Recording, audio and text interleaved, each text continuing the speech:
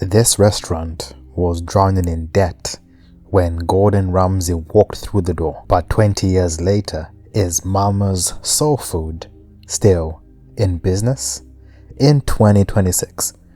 Let's find out.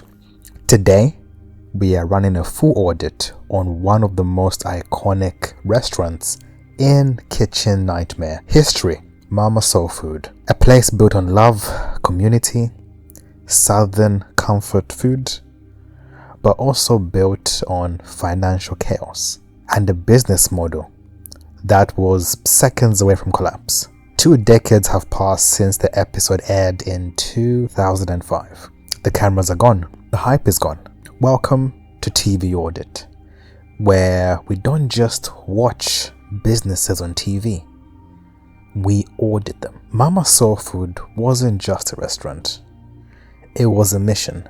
Located in Brighton, the restaurant was built around the idea of soul food made with love, the kind of food that warms you from the inside. And at the center of all was Momma herself. Her name is Momma Cherri, a foster parent of dozens of children, a natural host, and a woman who poured every ounce of herself in her business. But passion alone doesn't pay rent. And by the time Gordon Ramsay arrived, the restaurant was on life support. Today, we break down what went wrong, what Gordon Ramsay fixed and tried to fix, what should have happened, and what actually happened after the cameras stopped rolling. This is Kitchen Nightmares Audit of Momma Soul Food. Let's look at what went wrong, the root of all the problems. Momma Soul Food is one of the most emotionally powerful in the entire series. And behind this warm and charismatic charm was a business model that was broken at its foundation. The problem: the owner was doing 2 full-time jobs at the same time. Momma was basically the head chef, doing all the prep, doing all the hosting. She was the marketer, the manager, and even though she outsourced the accounting, which is important, she was also the accountant. And she also paid herself around £200 a week, less than her own staff. Normally, this is expected in a startup. Usually, the owners choose to not pay themselves for a long time, for the aim to get paid more in the future, because they are looking to invest in their business. But £200 a week was not a lot for herself. She would wake up early every day, cook all the food, prep everything, and then freeze it. And then after doing all that, she would then hand it off to a head chef, whose job was simply to just reheat the food and serve it on a plate. She was not making use of her head chef. This was not a restaurant. It was a survival operation. Second problem: the chef was part-time. The main chef had other commitments and couldn't work full-time. The main chef just had a kid, and childcare was a little bit difficult. But because Momma Soul Foods did not give the head chef the hours that he wanted, the head chef's partner decided to go back into work full-time, and the head chef took on a more part-time role to help with childcare because he could not get the hours he needed. This forced Momma to stay in the kitchen instead of being the face of the restaurant. And that was a massive loss for her business. Momma's personality was her brand, but she was stuck behind the stove instead of being out there in the forefront, building relationships, creating the atmosphere, drive-in repeat business. She simply spends too much time in the kitchen instead of driving what was important, the business. Problem 3. The McDonald's method of cooking. Mama pre-cooked everything, froze it, and then reheated it later. This works for fast food. It does not work for soul food restaurants, charging premium prices. See, customers love the flavors because it was a new flavor, but the freshness was not there because yes, the food came fresh, but after it's been cooked and frozen, it loses that freshness of it. And in the seaside city of Brighton, surrounded by competition, this was a fatal flaw. Problem 4. High prices, low value. Mama charged around £15 per plate. In America, that's around $17, $18. And this is back in 2005 for a simple plate of food. That's expensive, even in today's currency. If you want to go out and have a lunch, spending £10 on a plate of food during a lunch rush, even today in 2026, is still a little pricey for a lunch rush. If you're going to dinner, it makes perfect sense. But back then, this was a deal breaker. Their prices were too high. Even though their food was unique, the prices were too high, and it put off patrons from wanting to come and enjoy the food. Because the restaurant wasn't getting enough customers, they chose to raise the prices. In the episode, Mama says that she spoke to her accountant, and her accountant said to stay in business, increase your prices. So she did. Now, this is one of the most common mistakes that small businesses make. Because they have a low value to their community, to their customers, they choose to raise their prices so that the few customers that come cover the cost of the business. When prices are high, it also sends another message to say that this is even lower value. Now, this is one of the most common mistakes that small businesses make. Low volume leads to rising prices. You increasing your prices leads to even lower volume, less people coming in, which will then lead to this death spiral. Less people come in, you increase the prices to cover the costs, which means even less come in. What previously was reasonable becomes unreasonable. It's a self-feeding cycle. You will increase your prices to the point where you are unable to stay competitive. Next problem was that there was zero marketing. The restaurant relied only on word of mouth, hope, and Mama's personality. See, there was no strategy, no advertising, no brand building, no social media. It was 2005, but still, no local outreach, no events, nothing. They built it, but people did not come. Marketing is probably one of the most important elements of getting new business coming in. This is something that happens even in commercial industries. If a business does not put energy into marketing or put energy into getting new people coming in, eventually the business will start to die. Because you need new people coming in, because naturally you will lose people, you will churn people. And this is what happened to Mama Soul Foods. They were able to get customers who loved the food, but because the price was too high and the quality was not what expected, some left. But because they were not getting any new people in, they kept increasing the price. And then more would leave, and they would increase the price again, and it's a cycle. But they had zero marketing. Now let's look at what was fixed. When Gordon Ramsay came in, he did a few things. The first thing that he did was that he immediately shut down the frozen and reheat system. He pushed the chef to cook fresh, vibrant soul food, the kind that made Momma's famous in the first place. And the thing is, customers noticed immediately. The food tasted better, the atmosphere felt more alive, the restaurant really had a product worth talking about. And this also was a problem because Momma's beforehand still had good reviews, even with frozen food. So when there was even better reviews with fresh food, Momma struggled a little bit to see the benefit because it was just more positivity coming in.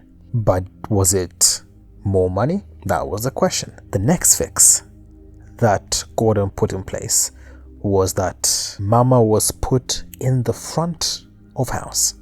This was the biggest transformation. See, Gordon put Momma out of the kitchen and put her where she belonged, talking to her customers.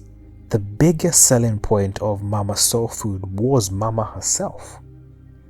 She had a natural passion and drive and charisma to attract people into her business. And when people came to eat the food that she made and she built, and they got to meet Momma, it was a full circle moment. They were excited, they were passionate, and they came back. Her energy, her warmth, her storytelling, it was magical. And what happened was, once she remained in the front of house, the restaurant's identity came back in place because she was driving marketing, because she was the brand. The other fix that was put in place by Gordon Ramsay was that they did marketing. They went out in the community, they gave out free food, they gave out samples, there was a buzz and people were able to taste this fresh, amazing food. It was being cooked right in front of them. And that gave a buzz. There was an excitement in the community. And even after Gordon Ramsay left, Momma Soul Foods was everywhere.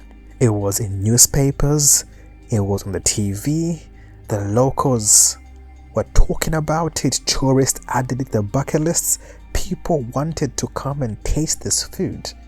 See, the thing is, when this episode aired, this was portrayed as one of the most successful stories ever because of what happened after.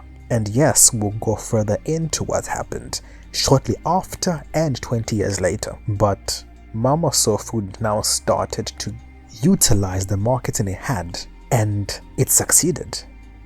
The exposure was massive and the company grew. It worked. The fourth fix that happened was they expanded to a bigger premises. After the show aired and Gordon Ramsay came back a few years later, he was able to see that they moved buildings that went from a little, I think, 1 or 2 story place into a 4-story building. They hired a lot more chefs, a lot more seats. They capitalized on the media attention, and the majority of the people coming in were coming in off the backs of the successful marketing that was being done. It was thriving, but there was a hidden problem. People left the restaurant a little bit underwhelmed. The marketing portrayed it as this amazing, extravagant place, but when they ate the food, it didn't have that flavor. Why? Because Momma Soul Foods went back to its old ways. Cook fresh food, freeze it, and then simply reheat it when it gets really busy. This is the fast food methodology.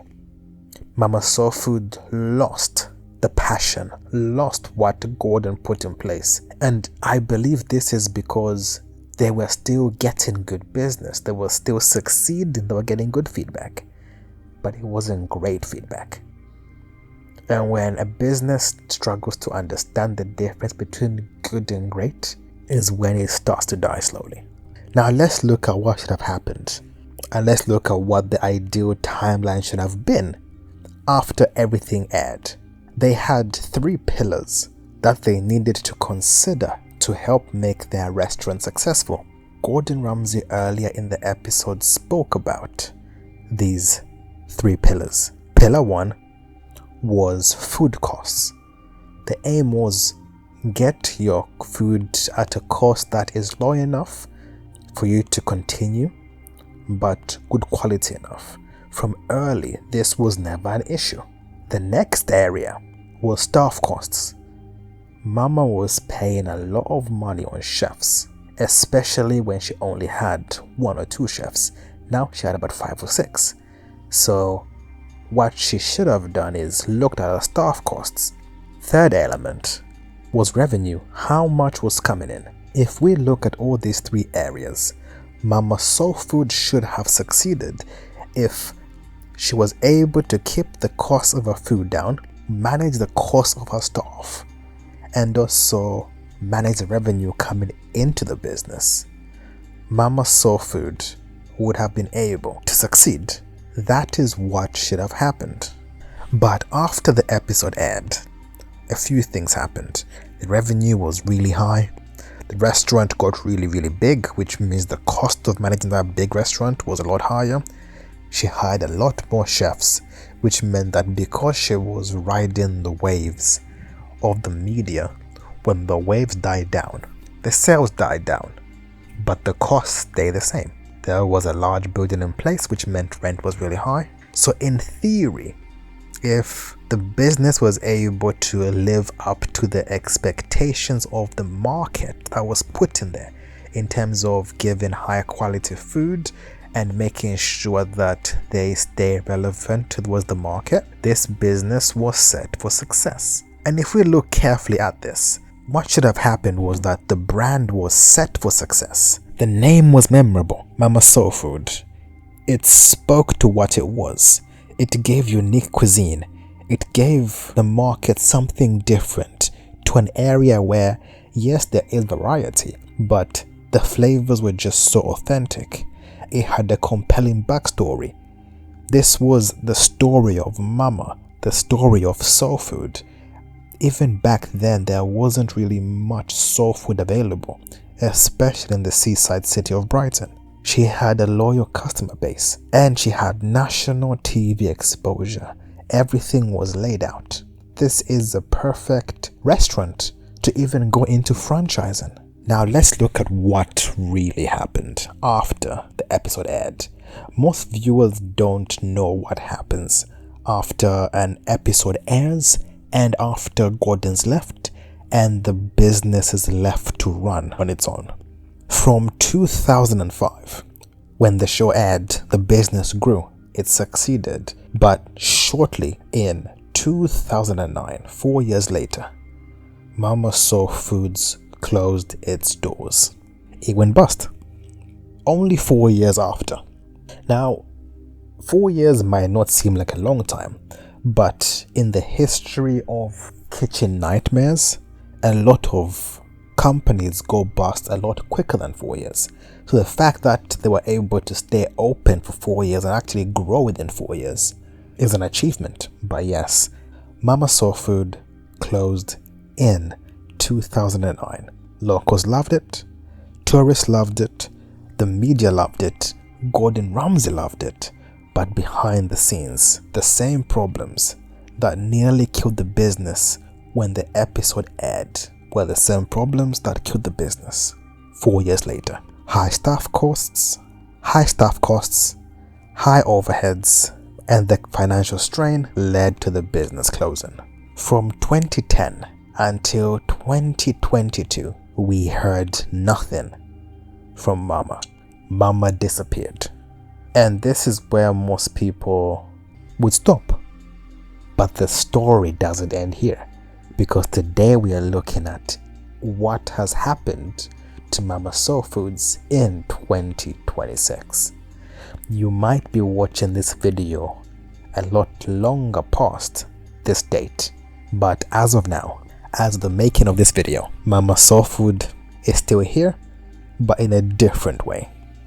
So, from 2010 to 2022, Mama Soul Foods pivoted.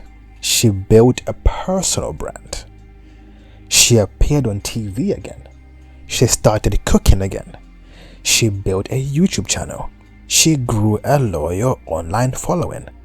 Her personality, the same thing that made the restaurant special, became her new business model, and it worked. But this time, it was not Mama Soul Food, it was Momma Cherri. In 2023, just after COVID, Mama launched a new business, Momma Cherri, a fresh take on her soul food legacy. This time, she didn't open a massive restaurant. She opened a controlled, curated dining experience in Worthing. Worthing is a little town just outside of Brighton. The menu was premium. It was around £35 per person. It had starters like sweet potato pie and coleslaw. It had mains like Cajun spit roast chicken and barbecue ribs, sides like mac and cheese and cornbread, desserts like key lime pie and peach cobbler. It wasn't fast casual anymore. It was elevated soul food, and people loved it. By 2026, Momma Cherri had built something more stable than a restaurant. Momma Cherri has 8,000 plus followers on Instagram, and she still posts on a regular basis, sharing recipes, behind the scenes contents, and her signature warmth. On YouTube, she has over 200,000 subscribers, sharing her cooking stories, sharing her videos, her personality. She has created a global audience. She has a website and a shop. You can buy Momma Cherri's Love Dust for between £7.50 to £17.50. This is all the signature spices within her food. She has a cookbook that you can buy. She has merchandise such as hoodies, mugs, even baby clothes. She even has an in-person cooking experience for around £50, where you get to eat the food that Gordon Ramsay ate and experience Mama Soul Food's food. But this time it's Momma Cherri, and she even put the original episode of Kitchen Nightmares on her website, proudly owning her history. Mama didn't just survive, she evolved. The final audit. Mama Soul Food is still in business today, not as Mama Soul Foods, but as Momma Cherri, the new brand. So yes, Mama Soul Food closed its doors in 2009. Yes, the business was closed, but Momma Cherri is still here to stay. If you want to still experience the food that was had back in when the business was fully open, you still can. It only costs around £50 per head. She now has a new brand, a digital brand, a cooking experience, merchandise, spices, YouTube channel, Instagram community. In many ways, she's more successful now than she was back in 2005. The restaurant died, but Mama, she reinvented and thrived. If you want a taste of Momma Cherri's soul food today, you can. I'm gonna put all the links down below. Check out her Instagram, her YouTube channel. I'll put a link down to her Love Dust, her cooking book. This video is not sponsored at all, but I wanted to share with you where Momma Cherri is today. And if you wanted to experience the flavor that was shown in the 2005 episode, feel free to reach out to her directly and you'll be able to enjoy. So yes, Mama Soul Foods is no longer in business, but Momma Cherri is here and here to stay. This has been your Kitchen Nightmares audit. Thank you for watching. Please like, comment and subscribe, and please leave a comment down below on which Kitchen Nightmares episode you want me to audit, or what other TV series you would like me to audit. Thank you for watching. See you next time.